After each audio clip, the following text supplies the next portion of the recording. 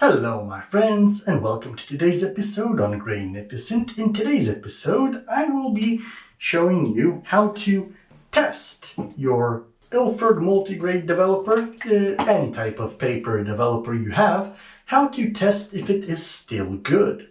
Because I have been using mine, I don't do much, well this is basically almost the first time I'm starting my work again in a darkroom for the last 2 years. So this developer has been standing open for the last 2 years and I will show you how to test it.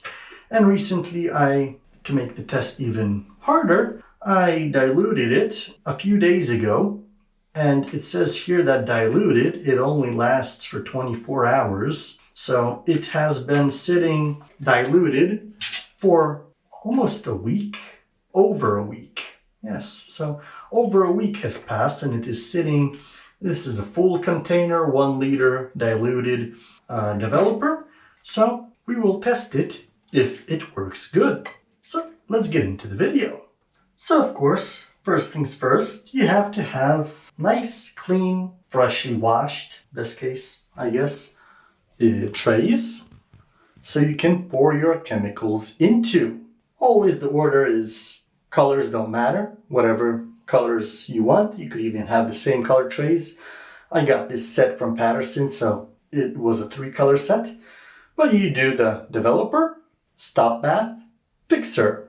I already have a video about how to test your fixer. It will be linked down in the description below. Of course, the video is how to test fixer for film, but the fixer for paper is basically the same thing because you use the same exact fixer for film and for paper. So if the test is good for film, it's definitely going to be good for paper as well. So there's no point in doing testing fixer for paper because it works the same. So that video will be linked down below. So let's test the developer. Let's pour it into the tray. So we have our pre-made developer. The point is, if it works, it will cause your print, the paper, to go black when it is in the areas that is exposed to light.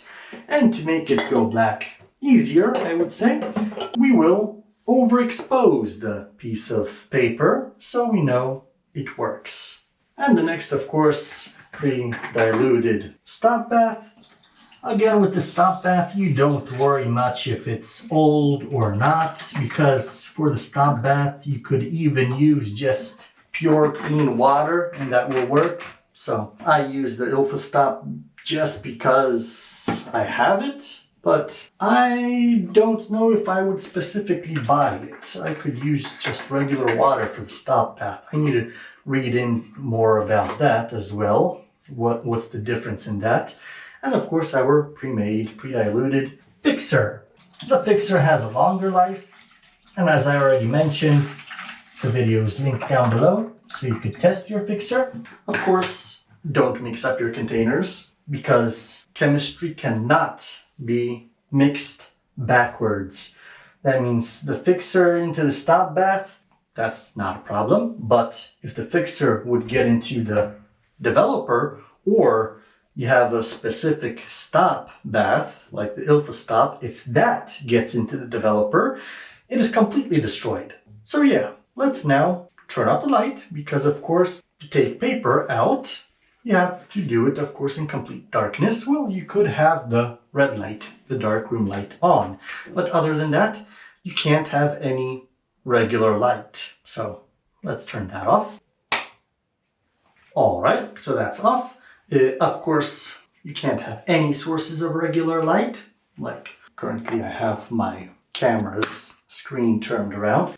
Now it's turned off, I don't see myself, but who cares? We need to take out our paper.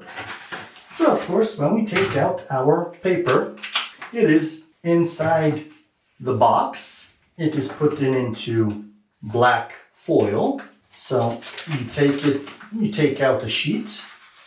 Of course, to make a test, you don't need the whole sheet. You could cut out a strip of it, use the other rest for other tests, but I don't feel like doing it now, and Foma speed is cheap, so we'll just do it like this. So we put the remaining paper back into the little box of it so it doesn't get exposed, because we now need to expose this to light. So of course the side that needs exposing is, even on the matte paper, it is more shiny than the backside. The backside is barely reflects any shininess, and I don't know how much you can see it. One side shinier than the other.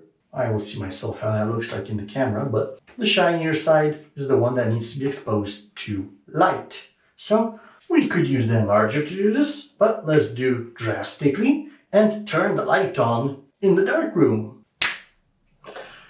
So now, since we turned on the light, this paper is flashed with too much of light. That is completely too much for this paper. I know, because some prints I do at 2-second exposures and they are ready. So this already being in the light this long is going to come out completely black.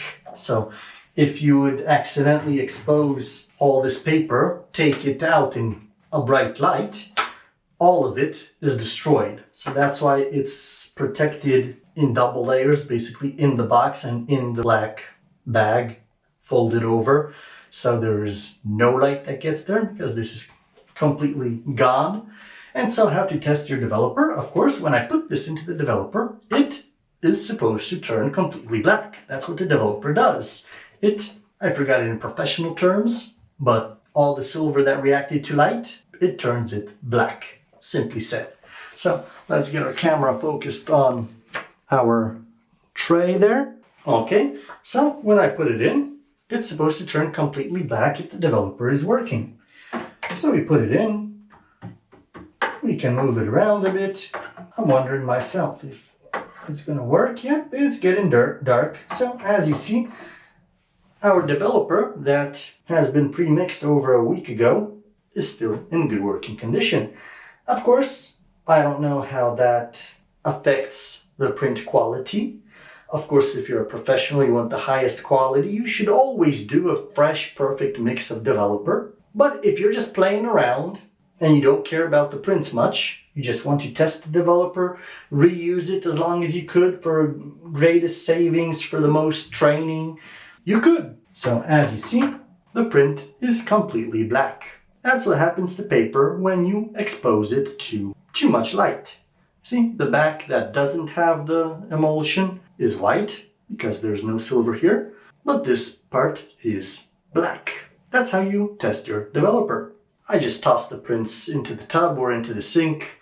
I don't do further developing with that. And so that's how you test your developer if it is in good working condition. It turned the paper black, I was supposed to, so that means if you properly expose the image, it will properly take out the image from the paper just like you wanted. So thank you for watching, my friends. If you like this type of videos, film photography equipment related, darkroom stuff that I will be doing more and more now, and I guess I will start selling my prints if anybody wants to buy anything. If you would like a print, let me know down in the comments below. Yes, first I would need a better source to show the photos I take, because I basically don't show any photos whatsoever, almost any, except the equipment reviews I do. I show the photos, but I don't show any of the photos I take personally. So yeah, whatever about that, let me know down in the comments below and I will get something organized for you. So if you like the videos, leave a like, hit the like button. It shows the YouTube algorithm these videos are worthy of showing to others. And hit the subscribe button so you don't miss any amazing content. It shows me that I make helpful and interesting videos. And if you would like to support my channel, there's a donation link in the description down below as well. Or you could hit the support button under the video. And if you want more bang for the buck, you are invited to look into channel memberships, where from $1 a month you can see the videos I make at least a month ahead of time. So yes, and higher tiers get you, of course, bigger discounts in my future print and merchandise and stuff like that. So thank you for watching, take care, and see you in the next video.